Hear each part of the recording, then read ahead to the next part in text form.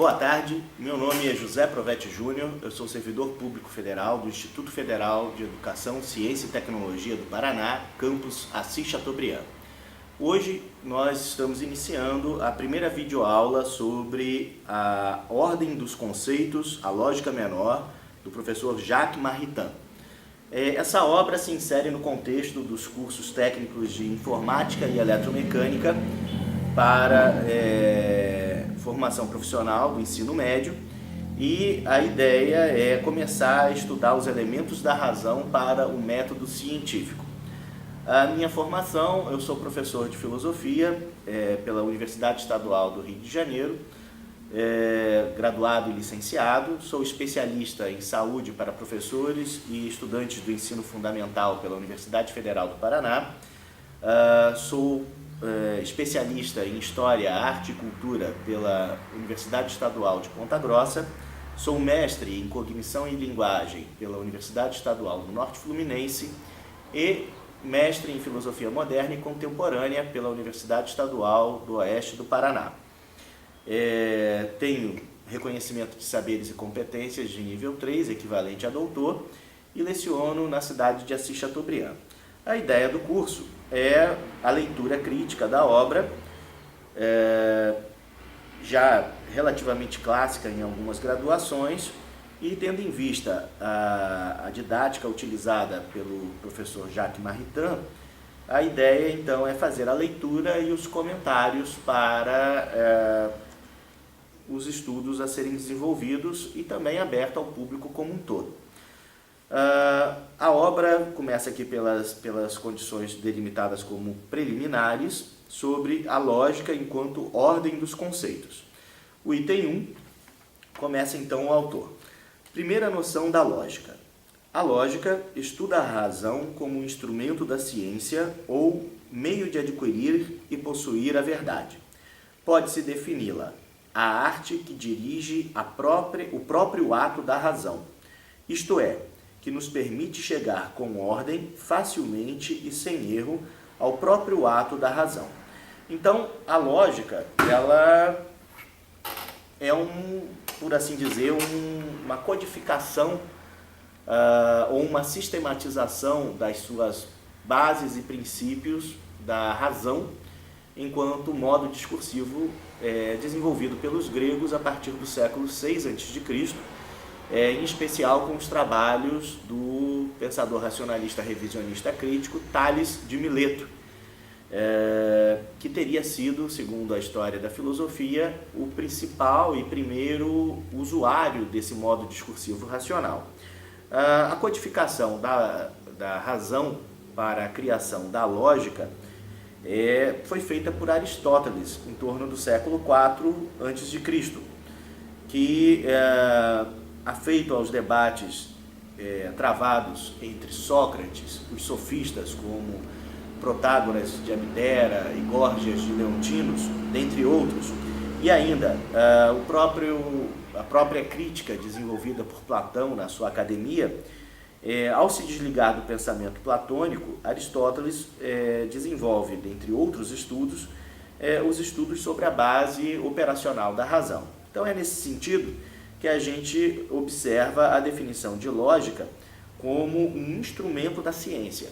Então, a lógica em si pode ser considerada como o próprio ato da razão. Dessa forma, é interessante a gente observar que a razão, enquanto modo discursivo, a partir do momento da sua criação, ela vai migrando dos procedimentos míticos, por revisão crítica, com Tales, Anaximandro, Anaxímenes, Heráclito, Xenófanes, Parmênides e outros pré-socráticos, a tal ponto que, ao chegar no século IV a.C., com a crise instituída pela sofística, o movimento filosófico que desenvolveu a catástrofe da linguagem em língua grega, gerando uma problematização entre a capacidade linguística da razão em falar sobre a verdade, em atingir a verdade ou ser capaz de transmitir conhecimentos verdadeiros sobre a realidade. E então Aristóteles é motivado a codificar a razão e sistematizá-la para poder compreender as suas possibilidades e desenvolver um método, segundo ele, que leve facilmente e sem erro ao próprio ato da razão para que se atinja a verdade sobre a realidade. Então, repetindo, segundo Jacques Maritain, a lógica é a arte que nos faz proceder com ordem, facilmente e sem erro, no ato próprio da razão. Duas alíneas são colocadas aqui como observações. A linha A. Desse modo, a lógica não procede somente como qualquer ciência, segundo a razão, mas diz respeito ao próprio ato desta razão. Daí seu nome em ciência da razão ou do logos, em grego, logicae episteme. Em latim, ars directiva ipsius actus rationis perquam si lecite, homo in ipso actu rationis ordinati et faciliter, et sine errore procedate, segundo São Tomás em Analíticos Posteriores. A linha B. A razão não é uma faculdade diferente da inteligência, ou ainda entendimento, intelecto. Mas, do ponto de vista do funcionamento desta faculdade, chamamo-la mais especificamente inteligência quando ela vê, atinge ou apreende, e mais especialmente razão quando vai pelo discurso de uma coisa apreendida a uma outra. Bom, então aqui nessa linha, Jacques Maritain faz uma diferenciação entre a razão enquanto ato que não se difere especificamente da inteligência, uma vez que a inteligência, numa linguagem platônica, seria os olhos da alma ou os olhos da mente. A inteligência, ao inteligir, ou seja, ao vislumbrar mentalmente as propriedades, características e dimensões inerentes e invariáveis de algum objeto de conhecimento, alguma coisa, está realizando o ato da razão, que é mais apropriadamente próximo à inteligência. Enquanto, quando de um ato de inteligência, uma intelecção, por exemplo, da árvore, o conceito de árvore, ao se falar desse conceito, começa a se desdobrá-lo e do conceito de árvore se passa a outros conceitos decorrentes desse conceito de árvore, ou seja, com a utilização do discurso, a razão discursivamente se distancia do ato de inteligir. Então, nesse sentido, nós temos duas características próprias à razão que atuam em dimensões distintas. Uma, enquanto convencionalmente vinculada à inteligência propriamente dita, e a outra que decorre do procedimento discursivo, seja oral, mental ou escrito. 2. As três operações do espírito. Qual é o ato próprio da razão? Espírito aqui não é a entidade existente no homem enquanto crença animista da existência no ser humano de um princípio diferenciado da matéria. Nesse caso aqui, por espírito, em lógica, se relaciona como sinônimo de entendimento ou de inteligência, e como nós lemos anteriormente, Jacques Maritain distingue enquanto ato intelectivo, entendimento, inteligência ou ato de apreensão, e o ato discursivo, que é o ato racional a partir de um objeto de conhecimento se chega a outro discursivamente. Então, segundo ele, no item 2, existem três atos ou três operações que o espírito desenvolve, propriamente dito, enquanto inerentes à razão. O primeiro é o raciocinar. Diz ele, raciocinamos quando pensamos. Por exemplo, o que é espiritual é incorruptível. Ora, a alma humana é espiritual, logo ela é incorruptível. Esse silogismo é um exemplo de raciocínio para Jacques Maritain. Segue ele: o raciocínio é a operação mais complexa do nosso espírito. É raciocinando que vamos das coisas que já conhecemos às que ainda não conhecemos, que descobrimos, que demonstramos, que fazemos progredir a nossa ciência. Então, segundo o autor, o raciocínio é o elemento discursivo e, simultaneamente, ato mental de intelecção, em que partimos de algo que conhecemos para algo que não conhecemos discursivamente ao simples pensar a respeito do assunto. Prossegue. A lógica, que estuda a razão como meio de adquirir a ciência, deve, portanto, considerar entre as operações do espírito, antes de tudo, o raciocínio. Então, o primeiro ato do espírito é o raciocínio. Todavia, há outras operações do espírito que ela precisa considerar. Considera-as, porém, em relação ao raciocínio, em função do raciocínio. Ou seja, as outras duas operações são necessárias que se levem em consideração, porém, em função do próprio raciocínio em si, né? Não simplesmente no ato de intelecção propriamente dito.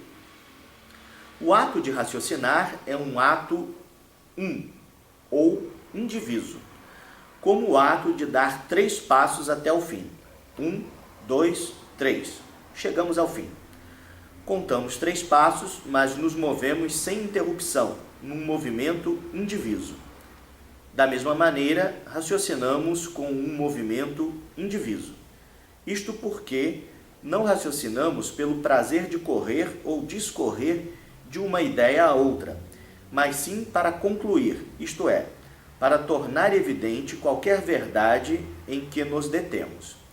Então, o ato do espírito, que é o raciocínio, ele viria a ser uno ou indiviso, no sentido de que, mesmo que composto por diversas partes ou passos sequenciais, como ele afirma anteriormente, que nós partimos de algo conhecido para algo desconhecido, no sentido de que geramos um conhecimento novo, não necessariamente já previamente conhecido. Este ato, apesar de diversas fases, ele é indiviso, na medida em que ele constitui uma sequência necessária e decorrente do processo do raciocínio iniciado pelo ato da simples apreensão, ao qual se inicia o processo, ao qual se refere o início do processo. Da mesma maneira, raciocinamos com o movimento indiviso, né? Ou seja, por que isso acontece? Porque não existe facilidade no processo do raciocínio. O processo do raciocínio, ele não é intuitivo enquanto necessariamente prazeroso, a menos que você já esteja adaptado à ideia da investigação lógica para alcançar o seu objetivo. Então, como ele é trabalhoso, exige o esforço intelectual de você fechar os olhos e ver com a mente o objeto do raciocínio e, a partir dele, discorrer discursivamente, buscando o que ele pode oferecer de conhecimentos não necessariamente antecipadamente conhecidos, isso é um certo esforço, né, que não é necessariamente prazeroso, mas que é o objeto próprio da razão e do conhecimento em si. O ato de raciocinar é, contudo, um ato complexo. É ou indiviso, mas não é simples ou indivisível. Pelo contrário, é composto de vários atos distintos ordenados entre si. cada um deles tendo por objeto uma enunciação semelhante às 3 enunciações do exemplo dado acima, chamadas proposições. Então, o raciocinar sobre o aspecto do discurso, né, do modo discursivo racional, ele infere a construção de proposições que permitam discursivamente sair de um objeto de conhecimento para um ou mais outros, decorrentes e necessariamente vinculados àquele, com o objetivo de esclarecer o objeto em análise. Nesse sentido, essas frases, quando compostas ou expostas no processo do raciocínio ou do raciocinar, são denominadas tecnicamente como proposições. Então, para retomar o exemplo que foi dado pelo autor anteriormente, só para ilustrar. O que é espiritual é incorruptível. Ora, a alma humana é espiritual, logo, ela é incorruptível. Essa frase, esse conjunto de proposições, né, são o que nós chamamos de silogismo, que é o ato próprio da razão. Na primeira frase, o que é espiritual é incorruptível. Ao sujeito é atribuído o predicado, né, ou o adjetivo de ser incorruptível. Na segunda proposição, se faz a ponderação. Ora, a alma humana, um terceiro elemento que até o momento não havia aparecido, né, é espiritual, ou seja, se identifica com o sujeito da primeira proposição. Na terceira proposição, que é a proposição conclusiva, se observa o quê? Logo, ela é incorruptível. Ou seja, a partir do momento que o sujeito da primeira proposição se identifica com o sujeito o sujeito da segunda proposição se identifica com o sujeito da primeira proposição, sobre o aspecto do adjetivo ou do predicado aplicado à primeira proposição, a proposição conclusiva e necessariamente decorrente das outras duas é que o sujeito da primeira e da segunda proposição necessariamente se atribui o adjetivo da primeira proposição, isto é, ela é incorruptível. Percebeu como é uma coisa que não é tão simples e nem tão aprazível, mas que exige atenção, esforço e esforço mental não só para expor, mas sobretudo para expor visualizando mentalmente o processo e o que está em jogo?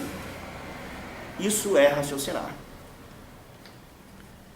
Prosseguindo então na leitura. Cada um destes atos considerados em si mesmo chama-se um juízo. Eis aqui uma outra operação do espírito que é anterior ao raciocínio e por ela suposta. Julgar e afirmar ou negar. É, por exemplo, pensar: a desconfiança é a mãe da segurança.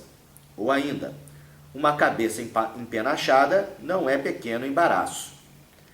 Pelo primeiro juízo, afirmamos deste termo, desconfiança, este outro termo, mãe da segurança. Isto é, identificamos esses dois termos, dizendo: existe uma coisa, uma e a mesma, um mesmo sujeito, a qual convém ao mesmo tempo o nome desconfiança e o nome mãe da segurança.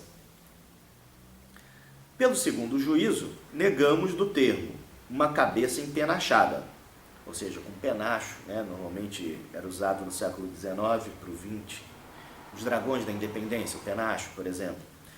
Este outro termo, pequeno embaraço. Pelo juízo, declaramo-nos de posse da verdade sobre este ou aquele ponto. Um homem sábio é um homem que julga bem.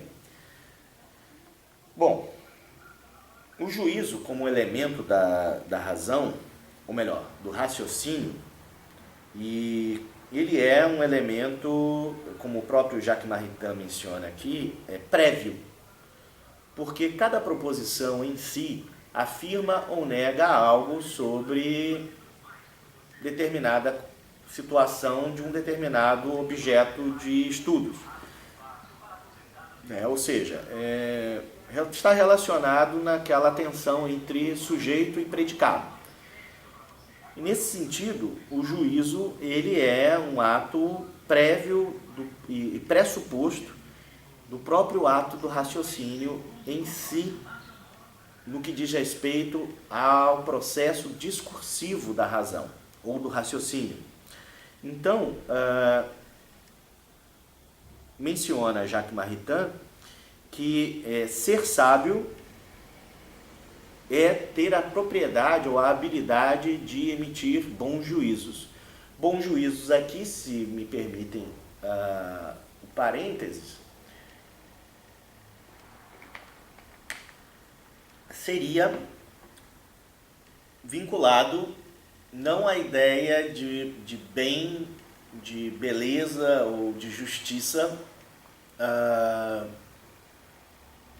popularmente conhecido e reconhecido como popular, propriamente dito, mas sim no sentido helênico, no sentido da sofrosine, da justa medida, do nada em excesso, daquilo que é rítmico, daquilo que é harmonioso, daquilo que é inclusive necessário porque está vinculado cosmologicamente a um processo de mundo. Então, mais no sentido platônico mesmo, de beleza, de justiça e de bondade, enquanto sofrosine, contra o processo de híbris, isto é, de injustiça, de maldade ou de feiura. Então, no âmbito da lógica, saber emitir juízos é a habilidade de atingir a justa medida na emissão de proposições que, isoladas ou em raciocínios, nos levarão de maneira fácil e sem erro ao conhecimento da verdade da realidade. É uma proposta da pesada. Continuando. O ato de julgar é um ato ou indiviso, como o ato de dar um passo, ou, mais apropriadamente falando, um ato simples, isto é, indivisível. Assim, o juízo dado acima como exemplo não é uma justa posição de 3 atos de pensamentos diferentes. Um ato de pensamento para a desconfiança, um outro para e um terceiro para a mãe da segurança. Mas representam um só ato de pensamento. Todavia, refere-se a um objeto complexo, proposição fabricada pelo espírito. E assim como um passo é um movimento entre 2 termos, entre um ponto de partida e um ponto de chegada, assim também o ato de julgar é um movimento de pensamentos, traduzido pela palavra pela cópula. Em lógica, o termo ou não é tecnicamente denominado como cópula afirmativa ou negativa, que une 2 noções diferentes, expressas pela palavra sujeito e pela palavra atributo ou predicado. Então, o ato simples, mas sobre um objeto complexo, isto é, o juízo. Cada uma dessas noções corresponde por si a certo ato do espírito chamado concepção, percepção ou simples apreensão. Tem uma nota que Jacques Maritain esclarece o que ele entende por concepção. Diz ele: a palavra concepção designa geralmente apenas a formação da ideia. Isto é neste sentido que a empregamos aqui, se bem que possa designar também a formação da proposição a qual se aplica o juízo. Então, concepção é o aparecer mentalmente do objeto que está sendo estudado. Por exemplo, bola. Ao falar a palavra bola, na nossa mente, ao pensarmos na ideia de bola, aparece o objeto circular, ou mais ou menos circular, na nossa tradição brasileira, mas que em sendo estudado, pode se manifestar de diversos formatos, como a oval, né, ou aquela outra que eu não sei agora o nome, do futebol americano, por exemplo, de diversos tamanhos, de diversos materiais, enfim, mas isso já seria o estudo lógico do conceito. O que Jacques Maritain fala aqui sobre a simples apreensão é simplesmente ao emitir uma determinada palavra, ao lermos alguma determinada palavra, termos a visão desta palavra e de suas propriedades, desse objeto linguístico na nossa mente. Isso seria a simples apreensão, a concepção ou a percepção. Então, diz ele aqui, conceber é formar em si uma ideia, na qual se vê, atinge ou apreende alguma coisa. Então, conceber ou fazer ato de apreensão sobre um objeto simples. Isso é a simples apreensão. E ele dá um exemplo aqui. Homem, ou desconfiança, ou infeliz. Toda vez que a gente pensa em uma dessas três palavras, em nós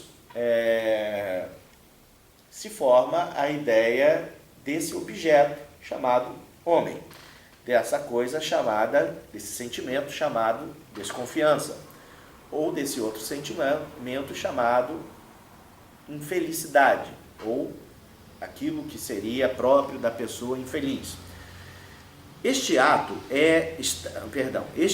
está evidentemente na origem de todo o nosso conhecimento intelectual. Eis porque sua importância é capital. Por ele, um objeto de pensamento é representado à consideração de nossa inteligência e a sua posse por ela. Vamos repetir isso que eu não prestei atenção enquanto lia. Este ato, ou seja, a simples apreensão, está evidentemente na origem de nosso ato de conhecimento intelectual. Então, por exemplo, sempre que a gente conhece algo, esse algo, segundo a lógica, primeiro estaria se formando na mente enquanto conceito ou objeto da simples apreensão, para em pensarmos nele, em raciocinarmos sobre ele, termos as particularidades e os conhecimentos decorrentes dessa análise lógica. No entanto, nós conhecemos o argumento dos empiristas britânicos, ou ingleses, dentre eles o notável David Hume, que já parte da proposta inversa, ou seja, tudo que nos chega ao intelecto antes teria passado pelas sensações do corpo, pelo sensório corporal, para então, a partir do processo experiencial ou empírico de conhecimento, gerar uma ideia que poderia vir a ser objeto ou não de análise lógica para posterior conhecimento ou conhecimento científico. Essa é uma discussão, é um debate filosófico entre duas correntes de conhecimento, bem fortes e presentes ao longo da história da filosofia, e que acredito que argumentos a favor e contra uma e outra, nenhum deles são absolutamente conclusivos. Talvez uma posição intermediária entre ambos seja a postura mais equilibrada e condizente para o processo do conhecimento. Apesar que nessa discussão também existe implícito um conflito filosófico de que exista ou não no homem algo diferente da sua equipagem orgânica, ou seja, do seu corpo, que no caso viria a ser a alma. É importante a gente observar que, embora não seja o objeto do estudo de hoje, nem sobre a lógica propriamente dita, uma vez que nós estamos fazendo um estudo de lógica clássica, não entra aqui a questão da discussão sobre a existência da mente, da alma ou de processos mentais, que é inerente à filosofia da mente contemporânea, a filosofia da consciência, a neuropsicologia e a neurociência cognitivas, que principalmente na vertente norte-americana contemporânea do positivismo lógico, o filósofo americano Richard Rorty é um dos principais representantes dessa escola, junto com o Wittgenstein e outros pensadores que discutem essas questões durante o século XX, é que todo pensamento lógico não matemático, a filosofia, a lógica clássica propriamente dita, teria sido criado sobre um vocabulário linguístico racionalista grego que teria partido de pressupostos religiosos da existência no homem, na pré-existência ao próprio nascimento do homem e a sobrevivência ao fenômeno da morte desse homem, de um princípio espiritual que independeria do corpo para ter conhecimento e até em termos escatológicos, né, a respeito do destino último da humanidade e da sua própria existencialidade, ser existente ou não. Então não é o caso, não é a nossa discussão aqui, mas vale o parênteses, uma vez que na prática, nessa discussão sobre a origem do conhecimento, está subrepticiamente colocada a questão da existência ou não da alma humana e a fonte desse conhecimento. Se ele é associativo ou se ele é construtivo, se ele é construtivo com prazo marcado para existir com o fenômeno da morte, ou se ele pré-existe ao fenômeno da vida e sobrevive ao fenômeno da morte e se acumula, como na teoria platônica, né, da alma e da relação com o corpo. Então, voltando à questão da simples apreensão e a leitura do livro do Jacques Maritain, diz ele: entretanto, este ato de percepção ou de apreensão é tão imperfeito que nos dá, sem dúvida, um objeto de pensamento discernível em uma coisa, mas sem nos dar, ao mesmo tempo, os outros objetos de pensamento, que estão unidos a este na coisa tal qual existe, de uma existência atual ou possível, em linguagem aristotélica, em ato ou em potência. De maneira que nosso espírito, entendimento, ficando, por assim dizer, em suspenso, não tem ainda o que afirmar ou negar. Então, a simples apreensão em si traz à mente o objeto de estudos que está sofrendo a análise lógica. Mas o vê-lo, intelectivamente falando, não garante o conhecimento imediato de tudo que está inerente a ele. A análise lógica, pelo processo do raciocínio, discursivamente falando, é que vai gerar, então, o descamar das demais propriedades agregadas a esse conceito. Isso é um processo de apreensão que decorre do processo discursivo e que implicitamente está o ato de julgar, afirmativa ou negativamente. Ou seja, de emitir juízos sobre o que está sendo estudado. Então, continua Jacques Maritain. É claro, por exemplo, que se pensamos homem, a neve, os delicados, só temos no espírito uma verdade começada.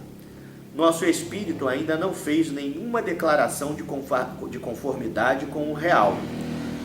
Esta declaração só se realiza, só há verdade acabada no espírito, quando pensamos, por exemplo, num juízo.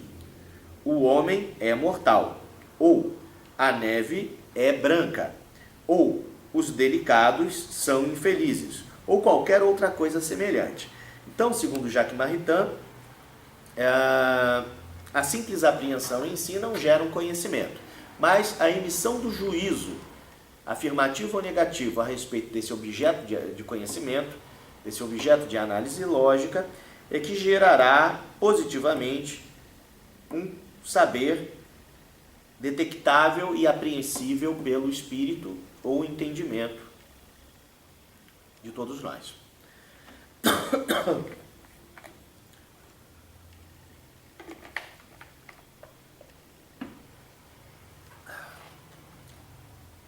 Assim, não andamos quando elevamos simplesmente o pé acima do solo. Só andamos quando damos um passo. Digamos, por conseguinte, que quando o nosso espírito faz ato de simples apreensão, ele se contenta em apreender uma coisa sem nada afirmar ou negar. Temos aqui um ato não somente ou indiviso, mas além disso, simples ou indivisível. Apreendeu, pá, acabou, tá ali. O ato de pensar, homem ou neve, é evidentemente um ato que não comporta partes. Além disso, refere-se a um objeto que é ou indivisível em si mesmo, enquanto objeto de pensamento, homem, por exemplo, ou então, pelo menos, apreendido da mesma maneira que os objetos indivisíveis, isto é, sem implicar construção edificada pelo espírito. Eis porque se chama ato de simples apreensão. Eu acho que está evidente, né? Caso alguém queira que eu explique um pouco mais esse ponto, eu peço que redija no canal alguma questão para a gente poder se aprofundar, mas eu acho que essa questão da simples apreensão está clara. O ato de concepção ou de simples apreensão é deste modo uma operação primeira, que não supõe nenhuma outra operação intelectual antes dela. Não constitui naturalmente o nosso primeiro ato de conhecimento, pois supõe antes dele as operações dos sentidos, mas constitui a nossa primeira operação intelectual, é a primeira operação do espírito. Olha, aqui Jacques Maritain está sendo bem positivo quanto aos comentários que eu havia feito anteriormente sobre a corrente do empirismo britânico, né?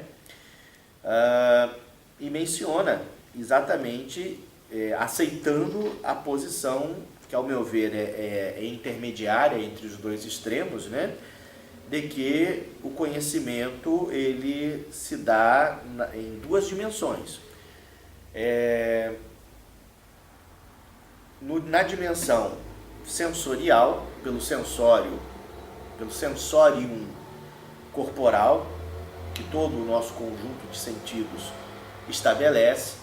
Numa linguagem platônica, ao meu ver, a intelecção seria o nosso sexto sentido, né? Ou seja, a inteligência, na medida em que discursivamente ela decodifica neuronalmente os estímulos sensoriais gerados no nosso cérebro e traduz isso em complexos de ideatos que geram o que nós chamaríamos de conceitos ou ideias, que são os objetos da simples apreensão propriamente dita.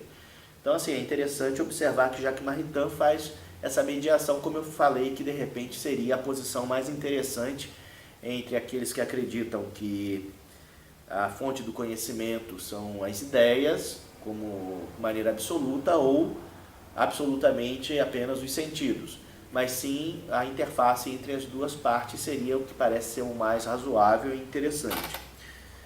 Então segue aqui o autor.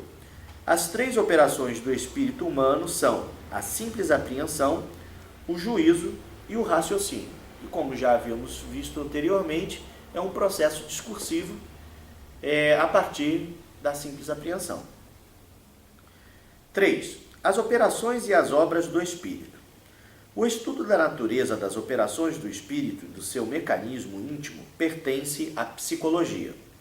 Observemos aqui que é necessário distinguir a própria operação ou o ato do espírito e a obra que o espírito produz em consequência dentro de si mesmo. Aqui tem uma citação em latim. Quem é latinista, né, quem é professor de latim ou estudante de letras latim, português ou outro idioma, eu peço perdão pela minha ignorância, mas pronunciando na minha percepção, diz o seguinte: Sicut in actibus exterioribus est considerare operationem et operassum pussa edificationem et edificatsum ita in operibus rationis est considerare ipsum actum rationis qui es intelligere et ratiocinare et aliquidi per uius modi actum constitusum quidem in speculativa ratione primo quidem est definitio secundo enunciatio tertio vero syllogismus vel argumentatio. Comentário de São Tomás de Aquino na Suma Teológica, livro 1 a 2. Me perdoem aí alguma pronúncia errada, estou estudando.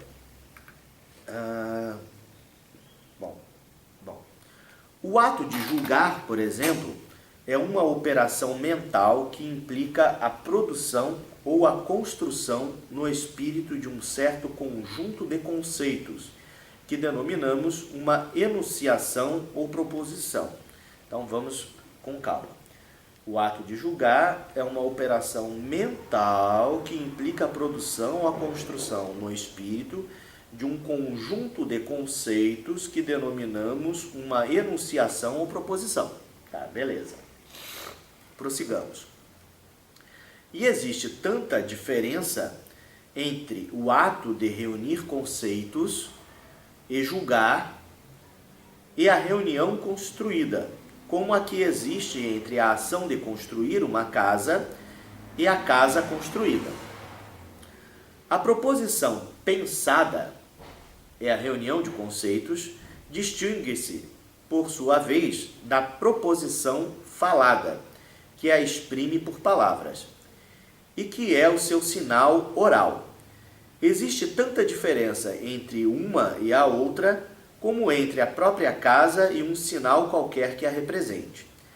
Por proposição falada, entendemos tanto a proposição falada realmente, reunião de palavras emitidas exteriormente, como a proposição falada mentalmente, reunião de palavras formadas na imaginação. Não parece fácil, né? Prossegue ele. Quando pensamos, por exemplo, o homem é mortal, afirmamos aquilo que nos é apresentado pela ideia de homem e aquilo que nos é apresentado pela ideia de mortal. Mas, ao mesmo tempo que formamos em nosso espírito esta proposição pensada, imaginamos a proposição falada que a exprime, e às vezes chegamos mesmo a esboçar realmente os movimentos de fonação pelos quais pronunciamos essa proposição. A proposição pensada, reunião de conceitos, evidentemente difere tanto da proposição falada mentalmente, reunião de imagens auditivas ou musculares de sons articulados, como da proposição falada realmente. Para precisar o sentido dos termos que empregamos, podemos estabelecer da seguinte maneira o quadro das operações do espírito. Então, no livro, não sei se vai ser visível para todos, vou chegar próximo para ilustrar.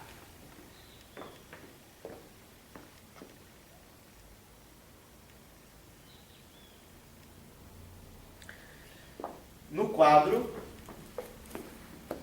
ele fala o seguinte: conceito mental, obra da inteligência. Operação. 1.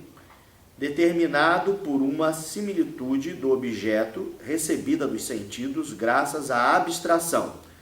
O espírito forma ou diz em si mesmo uma ideia ou conceito mental na qual ele vê, atinge ou apreende, chamada simples apreensão.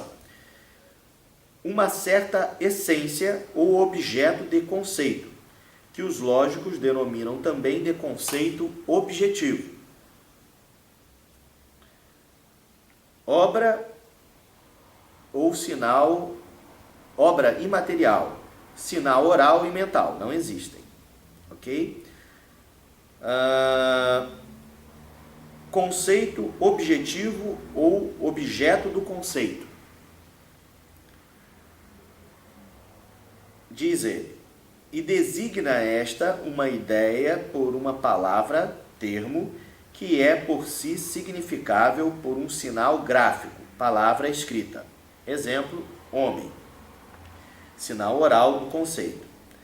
Tendo assim visto ou apreendido, ele poderá produzir em si mesmo um conceito complexo detalhando aquilo que viu e a definição da coisa, que tem por sinal oral a definição pronunciada. Reunião de palavras. Animal racional. Homem, animal racional. Bom, eu acho que ficou um pouco complexo isso daqui, mas enfim.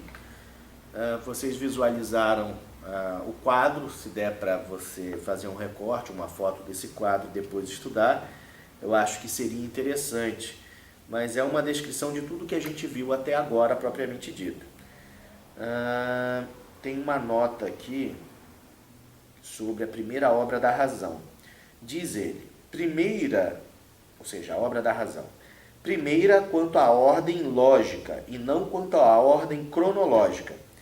Ver mais adiante, número 29A, dizemos que a definição é a primeira obra da razão, porque ela é a primeira obra da inteligência reunindo entre si os conceitos.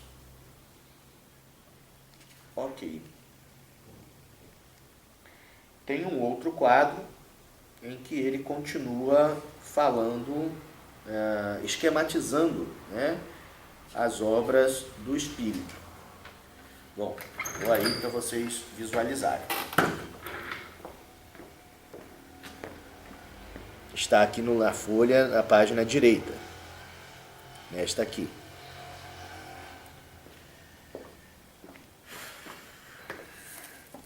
Diz o quadro: operação, obra imaterial e sinal oral e material. Segunda operação do espírito. 2. O espírito constrói composição e divisão. Uma reunião de dois conceitos, sujeito e predicado, dos quais ele apreende a conveniência ou não conveniência, e que afirma ou nega um do outro por um ato simples, o juízo, que se refere a esta reunião de conceitos ou proposição.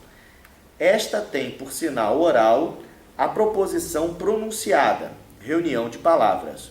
O homem é um animal racional. 3. O espírito vê ou apreende um grupo de proposições antecedentes, como inferindo ou tornando necessariamente verdadeira uma outra proposição consequente, que ele conclui das precedentes. É o raciocínio que constrói assim uma reunião de proposições, chamada argumentação, a qual tem por sinal oral a argumentação pronunciada, que seja a reunião de proposições pronunciadas. O homem é um animal racional. Ora, todo filósofo é um homem. Logo, todo filósofo é um animal racional. Essas seriam, segundo Jacques Maritain, as operações e a obra do espírito. Pois é.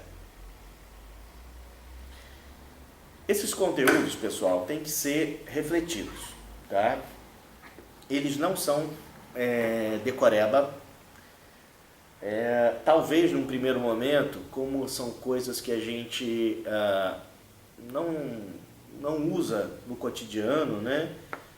A menos que seja pesquisador, e cá entre nós, possivelmente muitos pesquisadores nem sequer jamais pegaram em livros de lógicas, mas enfim, é importante que no primeiro momento a gente tente literalmente apreender o que está sendo dito aqui pelo Jacques Maritain, mas realmente é um esforço a ser superado, por isso que raciocinar é um trabalho tão árduo como ir à academia exercitar os músculos corporais.